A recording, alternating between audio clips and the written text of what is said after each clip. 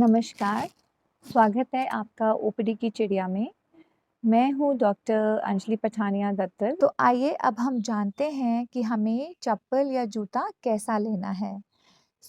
चप्पल या जूता हमें वो चुनना है जो नरम, आरामदायक, गद्दीदार और सही फिटिंग का हो।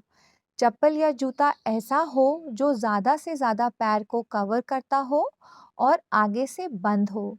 आगे से बंद होने से ये फ़ायदा होता है कि अगर पैर कहीं टकरा जाए तो अनजाने में उँगलियों को चोट नहीं लगती।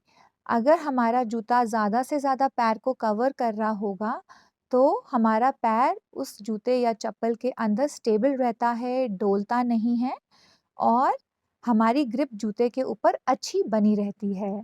उसी प्रकार जूते की जो सोल है वो भी अच्छे ग्रिप वाली ही चुनें। तो जब भी हम जूता लें हमने कोशिश करनी है कि जूते या चप्पल का जो पंजा है वो आगे से चौड़ा होना चाहिए।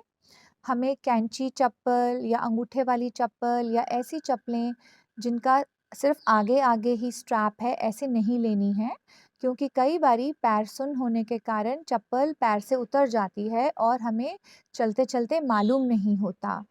ऊंची एड़ी वाली टाइट स्ट्रैप्स वाली चप्पलें भी हमें पसंद नहीं करनी हैं। चप्पल या जूता जब भी हम खरीदें तो वो किस मटेरियल का बना है उस पे भी ध्यान दें। नरम मटेरियल का जूता या चप्पल लेना है जैसे कि कैनवस, कपड़ा, रबर या नरम चमड़ा। प्लास्टिक का चप्पल या जूता ना लें क्योंकि प्लास्टिक गर्मियों में गर्म हो जाती है और पैर झुलस सकता है और वही प्लास्टिक सर्दियों में सख्त हो जाती है तो छाला पड़ने के चांस बढ़ जाते हैं। जब भी हम जूता खरीदें हमें कोशिश करनी चाहिए कि हम उसको शाम को खरीदें। ऐसा क्यों? क्योंकि शाम तक पैर जितना फूलना होता है फूल जाता है तो जूता सही नाप का आता है। सुबह का खरीदा हुआ जूता कई बार शाम को टाइट हो जाता है।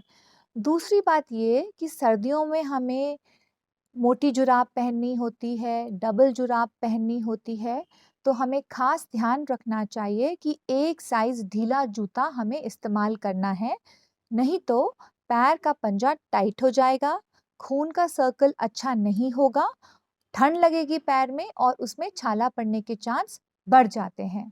जब भी हम नया जूता खरीदें, हमें उसको पहले ही दिन पहन के बाहर नहीं जाना है। हमें शुरू के हफ्ता 10 दिन उस जूते को 2-4 घंटों के लिए घर पे ही पहनना है और पहनने के बाद पैर देखना है कि कहीं उस पे प्रेशर तो नहीं पड़ रहा या कहीं पे दबाव तो नहीं आ रहा। तो ये थी कुछ बातें जो हमें जूता खरीदते वक़्त ध्यान में रखनी होती हैं। धन्यवाद। जय हिंद।